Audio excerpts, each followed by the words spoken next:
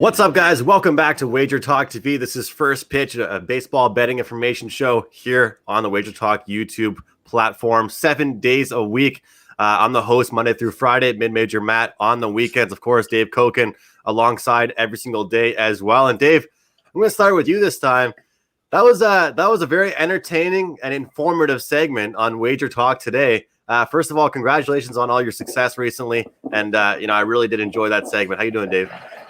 Thanks, Andrew. Appreciate it. I think it was a good segment. I always like having a convo back and forth with Teddy and Prez. I think we had some good information out there today.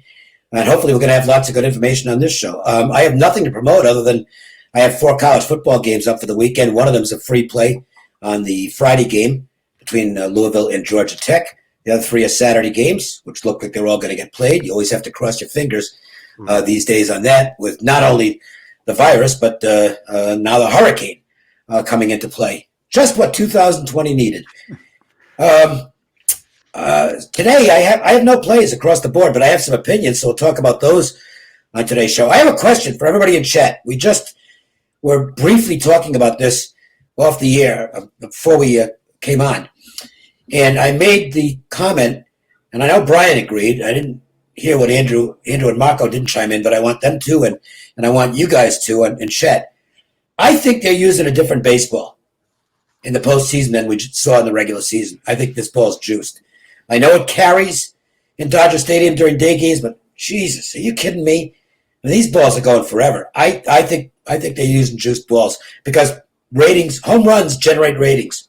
It's as simple as that. It's good for business. So I want to know what everybody thinks. And that's it. Well, I'll just say the one thing here is the fact that we talked about it a couple days ago on the show about how some of these balls that look like pop flies, Dave, aren't pop flies anymore. And they're carrying. However, and that's one thing that just nobody can deny and nobody could really speak of. Other than that, just hey, look, watch and see what's happening. But the other factor that I would say is that we talked all season long about motivation and different at bats. And I think it's very clear, very evident. You can see it for every single at-bat, 1 through 9. The batters are approaching it differently. Everything is being approached differently. It just goes to show almost what you said, Dave, during the start of the season. Some teams are going to care more about their ranking and their stats than others. And I think we're definitely seeing that. And now some of the guys that are showing up here in the playoffs, some people are shocked. These guys are still who they were and who they have been. It's just that there were 60 games. Your job was to make the playoffs, and here you are. So, that's kind of my angle with it. If there was ever a time, though, Marco, for us to say, yeah, these balls are juiced, it might be right now, though.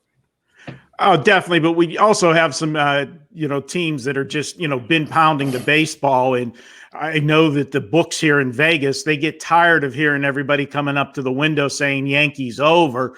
Because that's just been, they have pre-printed tickets. I mean, you just go up and grab the amount because that's what everybody's playing. And why not? It ain't broke, don't fix it. These two teams, we saw it with the Yankees. They had all those injuries all season long. Once that lineup got healthy, the ball started flying, whether it's juiced or not, it's going out. So I know I'm definitely not stepping in front of it to try to stop that streak. Marco, before we throw it to Brian, I know you have been on a great run across the board. Congratulations to you. What can we grab from you? Obviously, we have a nice special to get to, and I'll get to that in a moment. But as far as individual plays, what do you have for us? Well, right now I got a football play up for tonight. That's the play, the only play loaded so far today. Still looking at this baseball card and trying to finalize. I don't know about you guys and, Dave, we're still looking at the Dodger game. We don't have an official starter yet for the Dodgers, which, I get, pushing everything to the limit as far as the managers go and not letting everybody know, what you're, to set the lineup. But, this is 2020 and forget the pun of what's going on in 2020. I'm talking just from, legalized betting and everything. And we had, a deal made with Major League Baseball and one of the books here in Vegas, MGM, I think is the official book. It's ridiculous not to have them put the starting pitchers up by now. This is just, to me, it just blows my mind, and it really irritates me. I don't know how you guys feel. Yeah, I think it definitely, as far as the way it's changing and the way that sports are now collaborating. And Marco, I've been getting a lot into the stock market with these gaming stocks, and you see the collaboration with sports networks and the casinos now.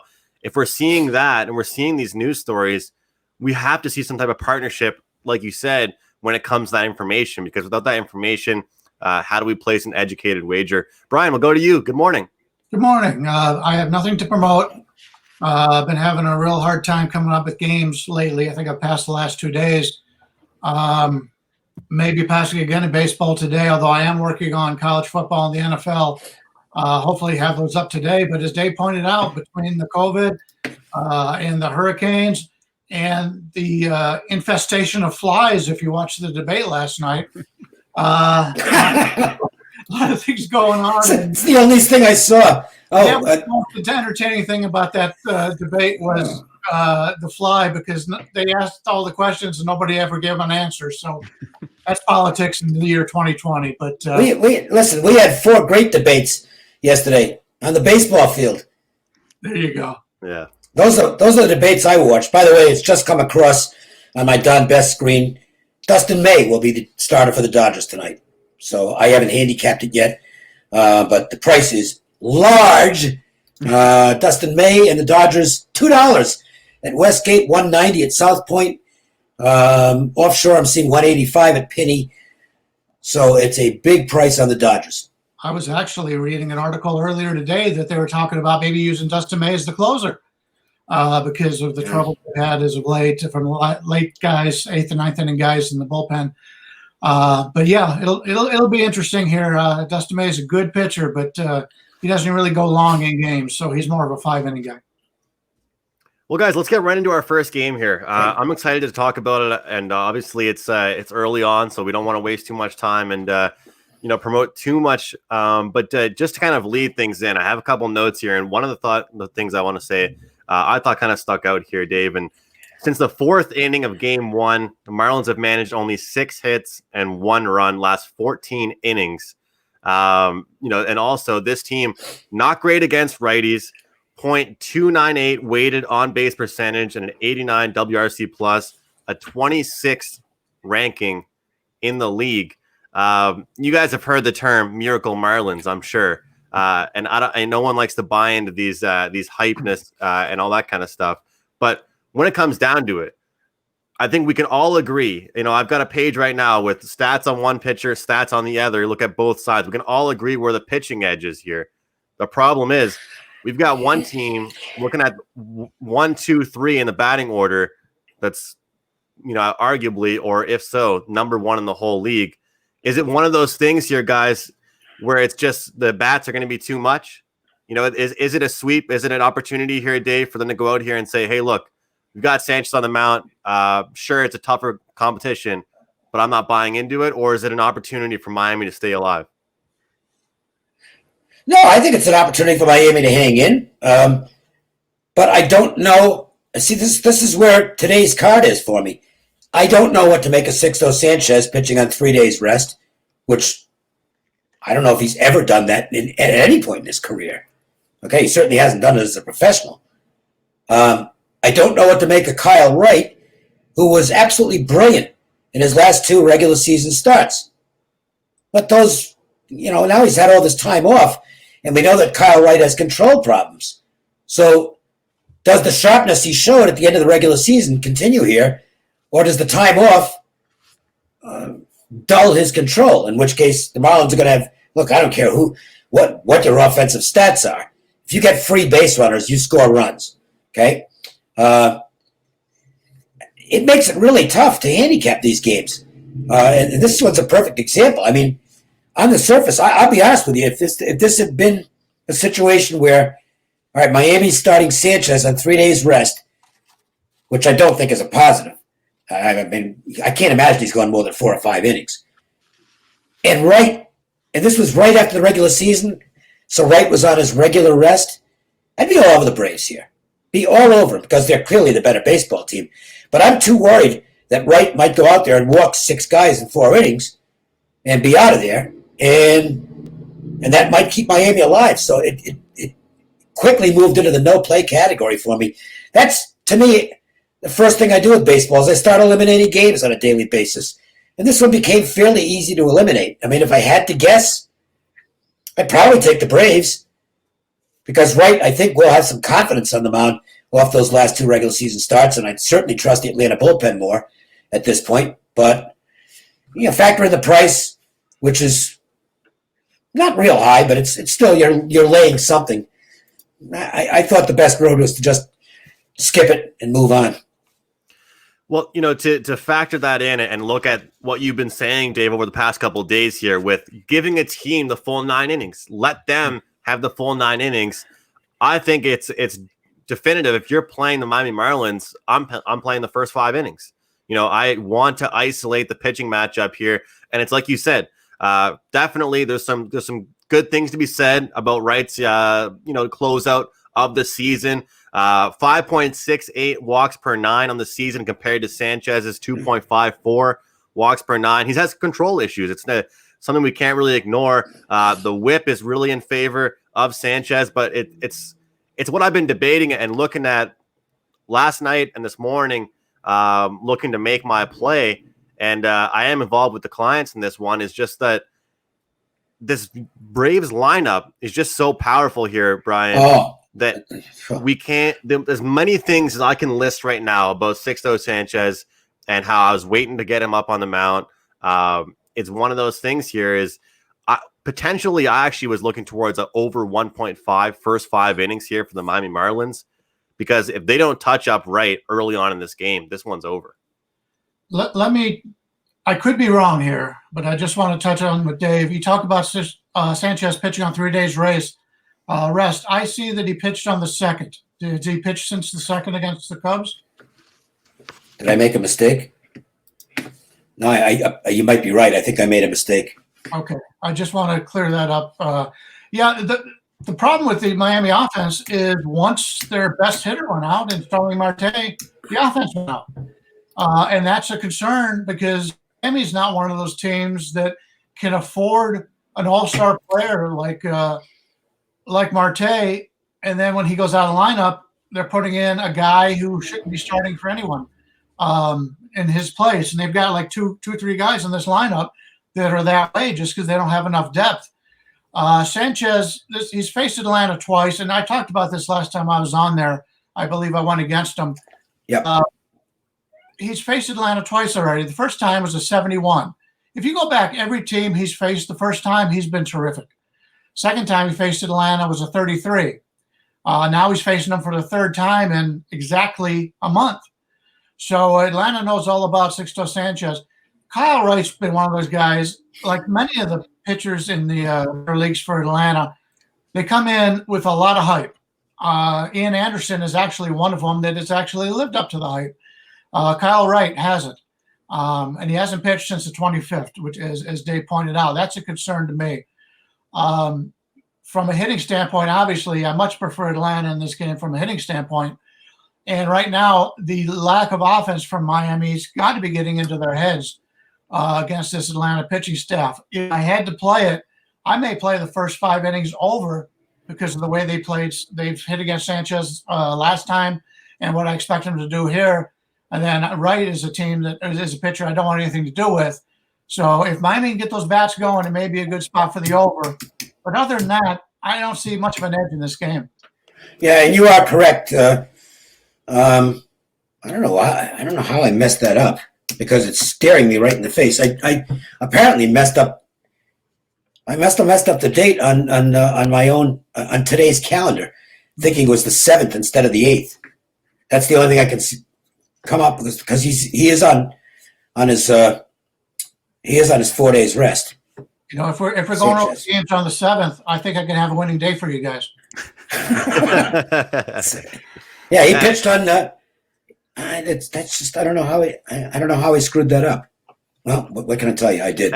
And Brian, for the exact reason that you're saying that is why I decided to stay off the total in this one because you can make arguments for either way. And I think the problem is with this Miami Marlins team is when they have gotten on base, they struggle to bring runners home. You know, they're stranding guys. And you look at the Braves, best team in the MLB in so many hitting categories, best against righties, .363 weighted on base percentage, Marco, against right-handed pitchers. Am I putting too much emphasis on Sixto Sanchez here, Marco? Well, no, you're not. I mean, I expect him to have a decent outing here against them. The question mark in this game, and it's for both the side and the total, is definitely Kyle Wright. And I look at him, and you want to talk about Dr. Jekyll, Mr. Hyde. He's had 8 starts this year for the Braves. 4 of them they won, 4 of them they lost. In the 4 wins, he's been sensational. He gave up just 5 earned runs, 16 hits. He did give up a pair of home runs, but that was in 22 and a third innings of work. In the 4 losses, he got crushed for 19 hits, 17 runs, and served up 5 home runs. It's feast or famine with him, and that goes to what Brian said. A lot of these pitchers in the Braves organization have had a ton of hype. The talent's there. With Wright, we just haven't gotten it on a consistent basis. Now, you look at the Braves, in every category is going to come up for you with the Braves. And something nobody's talking about this year, the Braves, all of these games have been day games. They've been the first one on the schedule every day. They have absolutely owned day games this season. They're 14-3 in their 17 day games this year. When they've been installed as a favorite, this team has been dynamite this year. The Braves are 34-13 as a favorite. And switch to the totals. All of the totals angles that I look at, I've got several are pointing to this one going over. Miami, after 2 or more consecutive losses, have gone 11-3 to the over this season. Atlanta, after 2 or more consecutive wins, 15-5 to the over. And following a game where Miami was dismal offensively, having 4 hits or less, this season they're 9-1 to the over in the next game. For me, I don't have an official play in this game, but I do lean to Miami for the first 5, and I lean to the over for the game. And with Brian saying, first 5 for the over, with this Braves lineup, if I'm playing the over, I want all 9 at-bats with the Braves if I'm betting an over, because every time they look at the baseball, there's a chance for more runs. And so I'm looking full game instead of first 5 on that one. Just a quick note, by the way. He's on 5 days rest, so I really screwed that up. His 2 starts on 5 days rest have been really good. And his 1 day game start so far was really good. Speaking of Sanchez. By the way, Acuna, did he go 0 for 5 with 5 strikeouts yesterday? Somebody's going to pay for that. Things are spicing up, guys. It's always exciting when there's an elimination game or elimination games, plural, here on the day. And Brian, like you said a couple days ago, it's just great to have baseball all day long. I mean, directly following this show, pretty much seeing a first pitch being thrown. I want to say a thank you here to Johnny Outlaw, Josh G, Joe, Terry Edelman, Cameron. Hello back to you, Michael. Over 340 people live in this chat room. Thank you guys so much for watching First Pitch. We hope you're getting some information out of us here. I want to mention, guys, the special we're having at WagerTalk.com and for some select handicappers over at SportsMemo.com. $199 until October 31st. This is not a 30-day. This is not an all-access package or anything like that. This is until the end of the month. If you buy it today, if you buy it tomorrow, you buy it the next day, it's the same deal until October 31st. It expires in the late hours of Sunday evening. Head over and grab that. It seems that Wager Talk is doing different deals every several weeks now, but this one here in October is one that you do not want to pass up. It is one you can use for not just one handicapper, but several. It's applicable for all of us here on the panel, and you can definitely take advantage of it. We've got college basketball around the corner. Obviously, college football going on right now. NFL, NBA Finals winding down. MLB playoffs, of course, like we're breaking down right now. So go ahead and grab that, guys. Just pause this video for a sec. Head over to Wager Talk. Grab Marco, Brian, Dave, and I, and then resume the video again. And then we'll get going. But in all seriousness, check out that deal, guys. It's a great deal and one that does not want to be passed up. I want to start with you, Marco. A's and Astros here. What are you thinking here with this matchup? I mean, obviously we don't have any buzzers. We don't have any trash cans, and this Astros team has looked good. But I believe Dave, myself, and a few others were on the A's yesterday. I think you said you were on the over. Yeah, I took the easy route with the over. I had no sweat there. It's nice, it's nice to have a winner in the bag, in the early innings where the only thing you have left to root for is sunshine so that it doesn't get rained out. But, yeah, you look at this one, and I'll be honest with you. The Houston Astros, they have been a thorn in my side in the playoffs because, you look at what they did all season long. This is a team that if they weren't in this division, wouldn't even have been in the playoffs. Any other division, they would not have made the playoffs this season. They got in with the automatic second place under 500. And what they do, they went out and swept the Twins, who kept their losing streak alive in postseason play. And then they come out and take the first two of this series. And all of a sudden, they've been hitting the baseball as well, where we saw there the last month of the regular season, Houston wasn't hitting the baseball well. And now everything's clicking. But today, this matchup, we got Frankie Montas on the mound for the A's. Now, he started out like a house on fire for the A's this season. Then he had all kinds of trouble, closing the season out. But he did pitch well in his last outing. If he stays with that form, now it's been a while since that start, but if he stays with that form, he could be dangerous here. The problem is with the A's, what happens when it comes time to save this game? If they are in a position to win this game and they got to bring a closer in, I don't know who that's going to be today. They shot, they didn't leave anything out on the field yesterday. They used their closer for 3 innings yesterday to get the job done. I think he threw 37 pitches to get it done. Masterful performance. But, I realize if you don't win yesterday, you don't got nothing left to play for today. But it's going to be kind of tough when we get to the late innings. I lean to Oakland, but that concerns me what happens in the late innings. So do I look at a first 5-inning play here? That might be the way to go. Dave? Yeah, this is my goddamn son of a bitch game today because I really wanted Javier on the mound in this game. I was going to be best bet on Oakland first 5 if Javier was on the mound. And the reason for that is Javier is an extreme fly ball pitcher. Well, if you've watched this series, you do not want to have an extreme fly ball pitcher throwing in these conditions, especially early in the game before the shadows creep in at Dodger Stadium, because extreme fly ball pitchers are going to give up home runs. It's as simple as that. Montas has been inconsistent, to be sure. Hasn't pitched in a while. He was tremendous in his last performance. But this was going to be a play for me against Javier. But he's not pitching. He might be the second guy in for the Astros, but that's probably not going to be until the 4th or 5th inning. So that kind of screws up the first 5 thought. And I'll echo what Marco said. I really don't want any part of Oakland late game here because I don't know what they're going to do with Diekman and the closer Hendricks.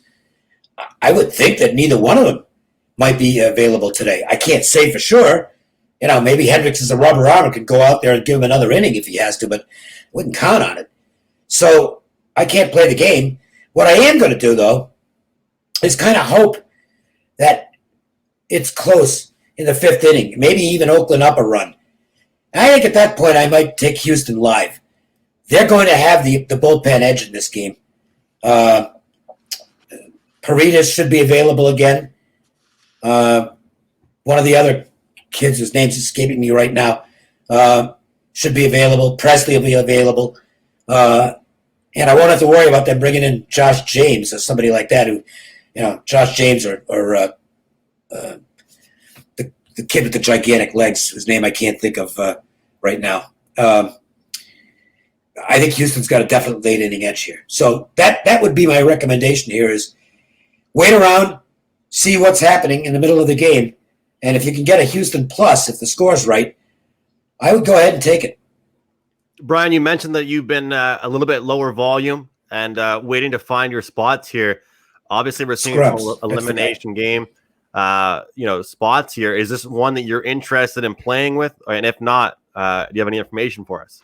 Yeah, Greinke's going to get the start. Or he's going to pitch. So it's kind of a surprise that they're throwing him out there right now, especially with only one game away from winning this series. So you would have to assume that Greinke is healthy, or they wouldn't do that.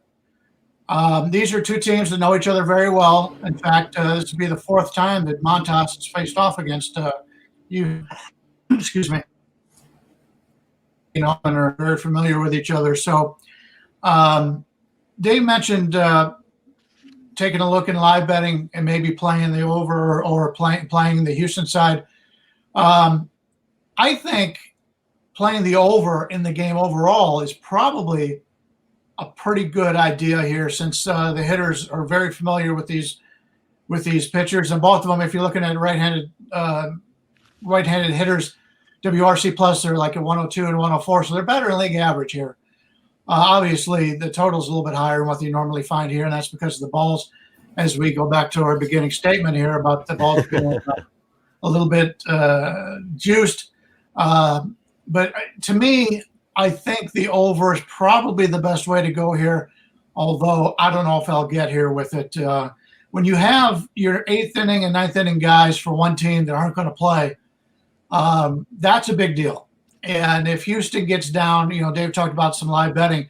If you get down to where you got the Astros late bullpen against the Oakland late bullpen, now that's the time to bet on them. So we'll have to see how this game works out. But Houston late may be a good bet, or the over in here. Those are the two I'm looking at. Well, Brian, you talk about the juice ball segment again. We bring that up, and we wheel right in here to Rays and Yankees. Tampa has now homered 7 times last 2 games. Saw a crazy stat on Twitter the other day, or yesterday it might have been. Pretty much the team that's leading the game in home runs is winning the game at 100% rate. Literally, the team that is winning the game in home runs hit is winning the game, and it sounds like kind of an obvious statement. But these aren't just solo shots being hit. It's get guys on base and hit a blast out the park. And the interesting thing about this Rays-Yankees matchup is that I was kind of saying the same thing that I was saying about the Indians matchup, Brian. And I know you're an Indians fan. Was that how many runs is this Rays team going to have to score in order to beat this Yankees club? It hasn't really been a problem for them, Brian. I mean, they've been getting some runs on the board.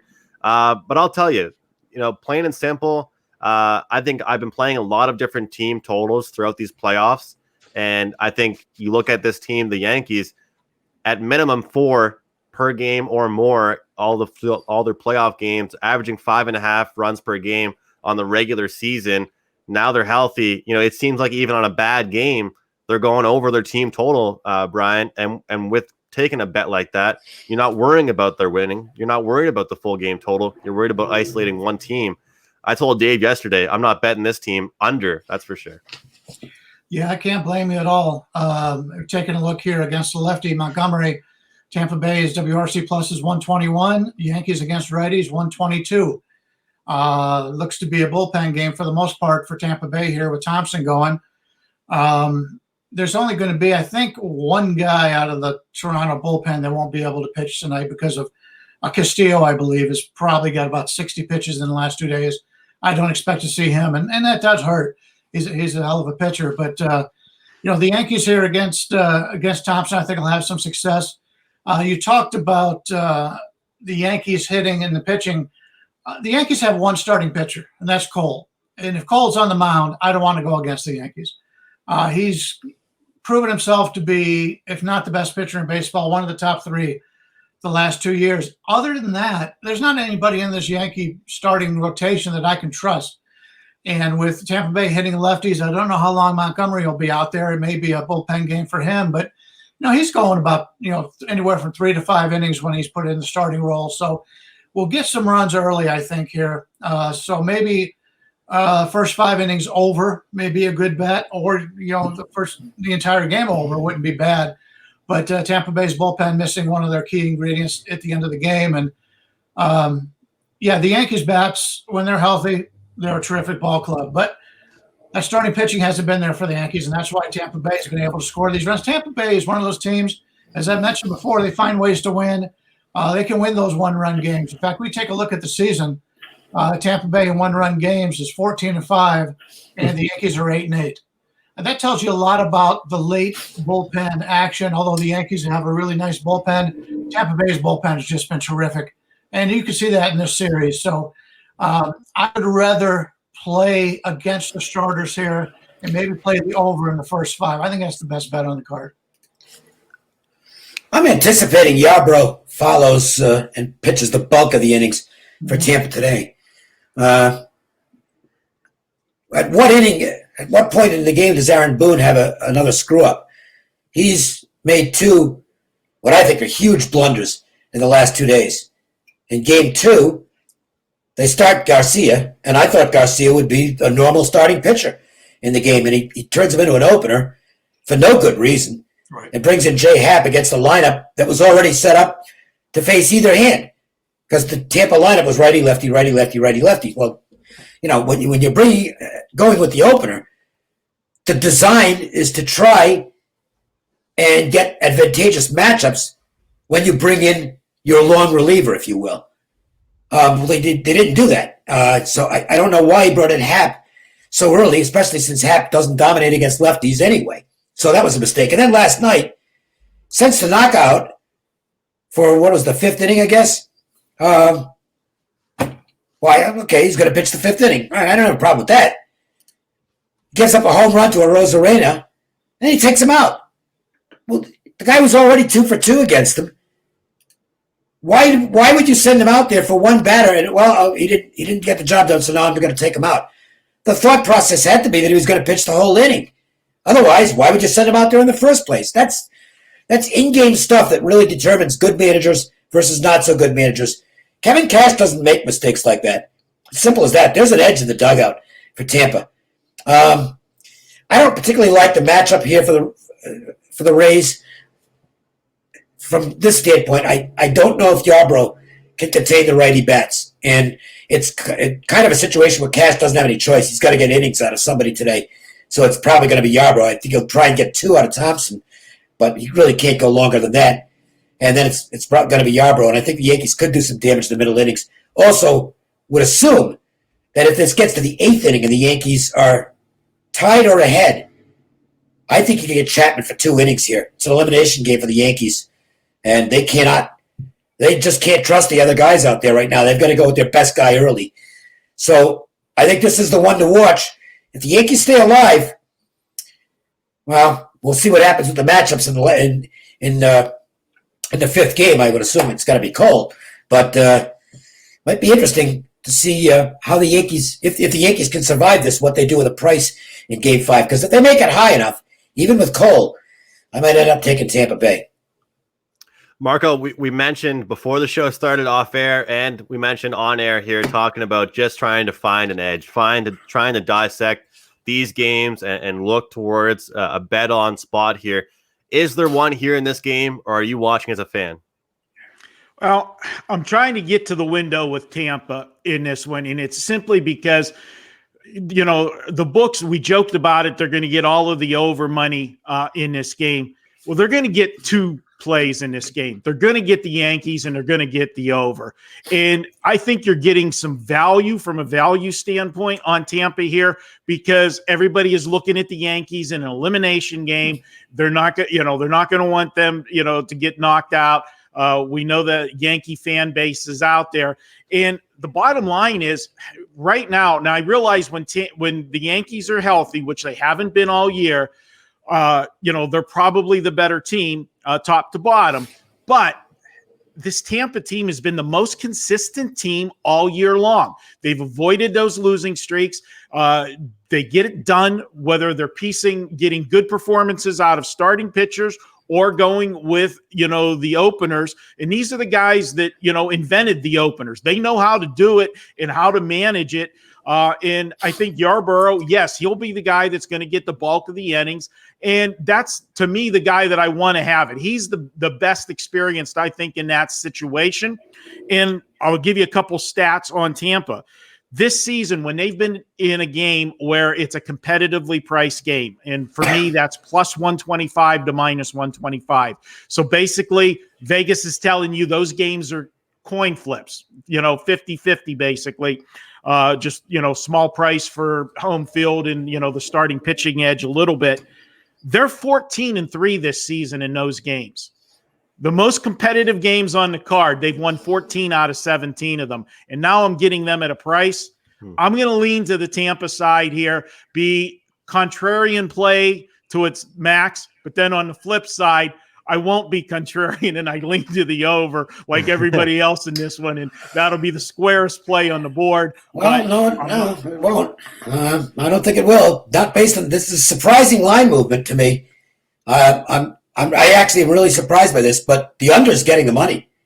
It's dropped to 9 with the under juiced. Wow. So there is now that could be sharp money.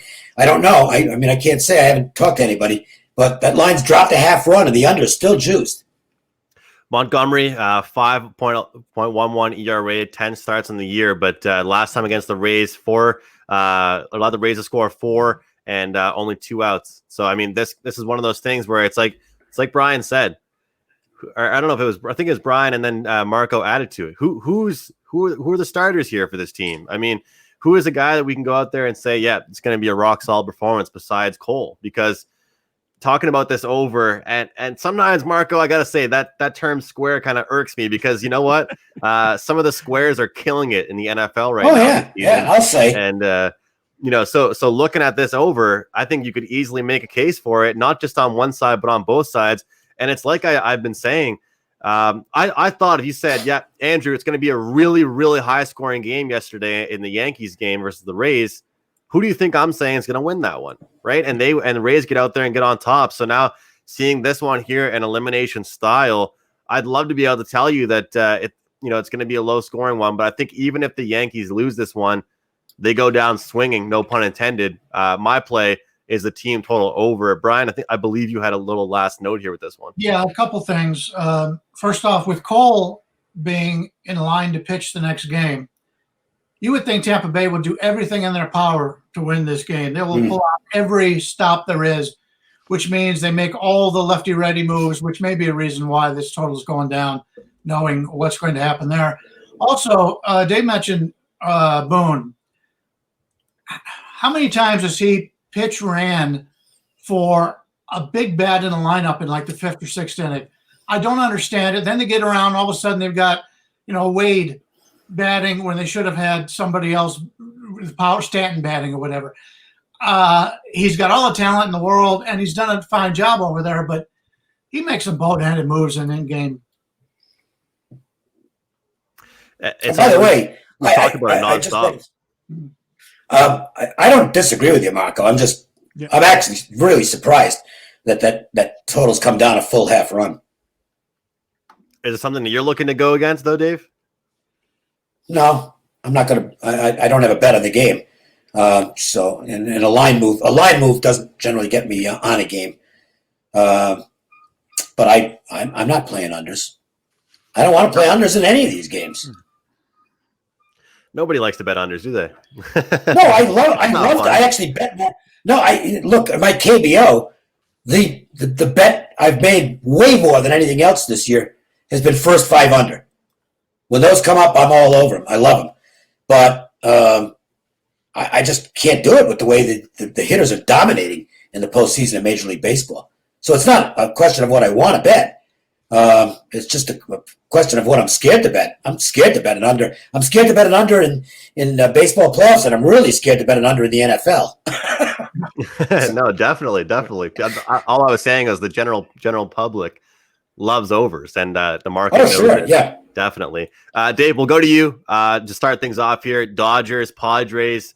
First of all, it's fun to go on here and celebrate when you get a victory or things of that nature. Well, I had 2 recreational bets on this game.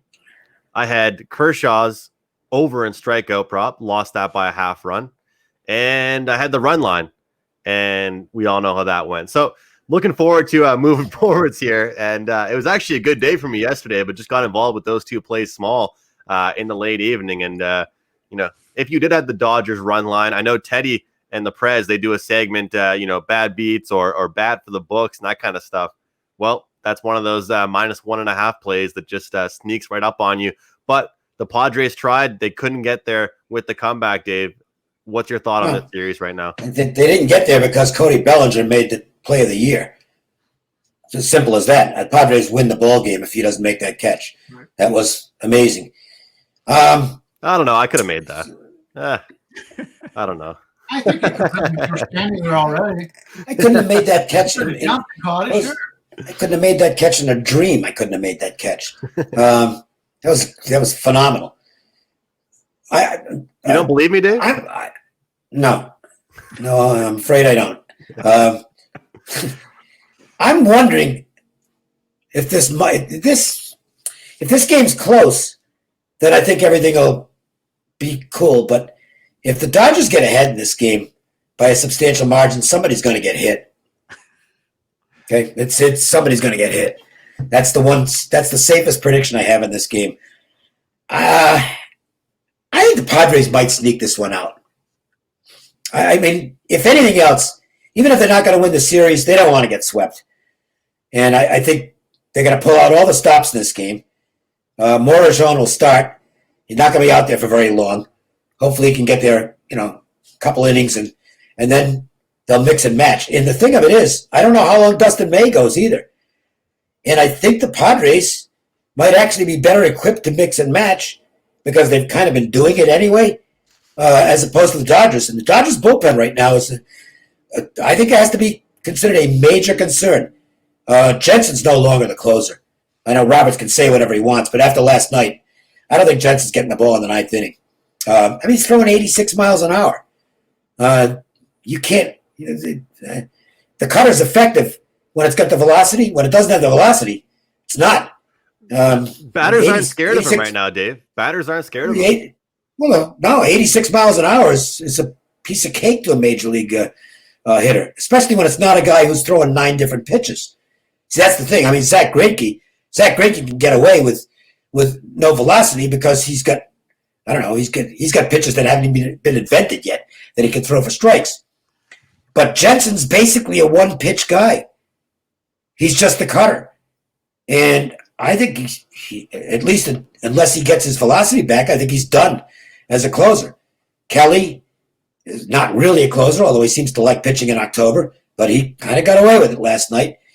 And Dustin May, who's the guy who's probably best suited to the role, well, he's starting today. I think this is one I might go ahead and take a shot here with a small play on the Padres. I'm not going to chisel it in stone yet, but I think they might sneak this one out. And I like playing teams that are down 0-2 anyway because they're going to try anything they can to stay alive. Saw it yesterday with Oakland, and it came through. And here we're going to get a nice price to boot. I think it might be worth a shot. See, Dave Elliott here in the chat box says he would have for sure. That's about me catching the ball. And then Terry says, I don't even know about it. So some guys have some faith in me, some don't. As far as the game goes, I agree with you. And I think that when you look at it, like you said about Jensen, but just in general, question marks to me are just a problem. Talking about the NFL right now, this next week, a lot of question marks, so many injuries. And with this stuff right here, question marks, down 2-0. It's one of those spots here where it might be worth a small play on the other side when you're not seeing as many, question marks and things to kind of work out in your head. I find sometimes, Brian, if you have to look at yourself and try and explain things to yourself regarding a team, it might not be the best opportunity to bet on them. Yeah, I fully agree. Many times I'll go through the games ahead of time, can't find a thing. I'll come back a few hours later, can't find a thing. And then the next day, something will pop into my brain, and I'll say, you know what? This is something I didn't look at before. So it's not as picking games, as we all know, isn't easy at all. And but you have to give it different looks. And there's some days that they just fly off the page. I know both Dave and Marco have been hot lately, so it's just flying off the page for them. I'm assuming for me, it hasn't been that way. But that's why you got to go back and take different looks and read more, a little bit more than what you normally would. But handicapping isn't easy. And, Dave mentioned the Margeron for San Diego. The Dodgers don't hit lefties as well as they do righties. They're still better than league average. They're about 113 WRC plus, but they're not the 127. I believe that they are against righties. Problem with the lefty here is he's only gone at the most 3 innings. And if he's only going to be out there for a couple innings, then we don't know what's going to happen after that. If they're going to bring in righties, lefties, it's more of a guessing game. And I don't want much in the guessing game. If I'm looking at a first 5, I want to make sure that guy's going to go at least 4 innings. I don't know he's going to do it. Dave mentioned the pitcher for Dodgers. We don't know how long he's going to go for either. He hasn't been one of those guys that pitches big innings because he gets himself in a little trouble. He doesn't have the command or the control that he needs to have, so that's always a concern. So, but if I had to play this game, I think there is some value on San Diego here. This has been a series where they've been right there. It's just the Dodgers have been just a little bit better than they are. Dave talked about the catch yesterday, and unless you're about 6'3", I'm not so sure you would have made that catch. I'm not going to ask you how tall you are, but he's 6'6". Andrew's 6'6". Yeah, 6'5", near 6'5". So, well, how tall are you? Me? No, I know you, Dave, but 6'5". You're 6'5"? Yeah. Well, then maybe you could make that catch. I thought if you were just the size of me, Marco, and Dave, but that's not happening. But yeah, I think that there may be some value here on the Padres. Start the game, maybe play the Padres, and if they start bringing in right-handers, maybe look at your in game and maybe hedge a little bit. But I think the Padres are a decent bet here. Marco, put a bow on the show, wrap it up, and let us know your thoughts here. I mean, it sounds like there's some, I don't even want to use this word, but it sounds like there's some, I don't even want to say the V word, but there's a bet on opportunity here for a team to stay alive. And, we saw a lot of animosity yesterday in the game. Dave brings up, if only there was a prop bet that somebody would get hit by a pitch. I'm sure somewhere out there is. I'd probably take that. But does this Padres team stay alive? The temptation is there to take the Padres at an inflated number. But Not inflated. Can I jump in for a sec? Go ahead. Open 210. It's down to 170. Oh, well, there goes the there goes the inflated value, and there goes whatever I said about taking the Padres. Forget it. I'm not taking it at that price. Well, the 210 was based on nobody knew who was going to be pitching at that. Right. So well, but Dustin May's a better pitcher than that. Who else was going to go out there? So this is just. But we don't know for how long he's going to be out there. Yeah, I know. I don't know. I'm not taking plus 160. I'll just watch. Sorry, Marco. I just wanted to get that price update out. Yeah, no problem. They're definitely with that coming down. But the point that I want to go to is that, everybody's got that, hey, the Padres almost won last night. And they did. I mean, minus the catch and then the heroics in the 9th inning of the Dodgers almost blowing it and not knowing the bullpen. So, yeah, they do look like a live dog. But, I've seen this movie before with the Padres and the Dodgers. Until you're able to knock that team off, they just seem to still own you. And the Padres, they're closing the gap. There's no question about that. This is a team that's on the rise, but they just haven't got over the hump. In the close of yesterday's game where they were there with the win, 1 hit away, they still didn't get it. And as Dave said about the bad blood and somebody get hit if this game gets out of hand, well, you know what? How about if the game just, you have that one inning that things don't go right and the Padres get that mindset off, here we go again. It's the Dodgers. We just can't beat them. And that's my concern with them. If this line keeps coming down, I might be tempted to jump in and take the Dodgers, even with, the closer situation there. I'm just not sold on, the Padre pitching staff right now. And in this same spot last week, they got the job done where they had to, piece the starters together, go with a bullpen outing against St. Louis in the rubber game of the match, the best of 3 series.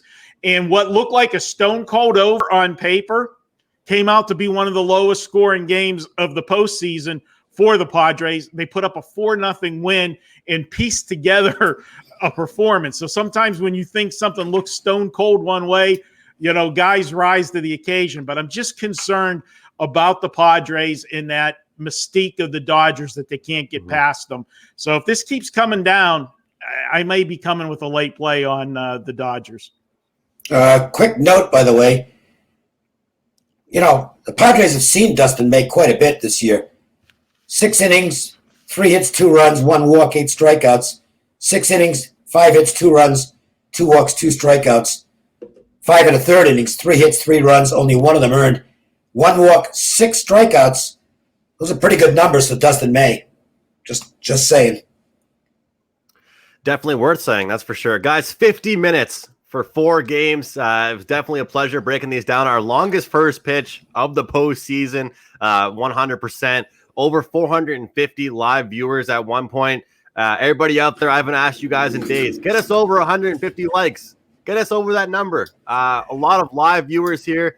Show your appreciation for the free content. Subscribe to the channel. Almost to 56,000 subscribers here on this YouTube channel. It's growing faster and faster every single day. And that's special, guys.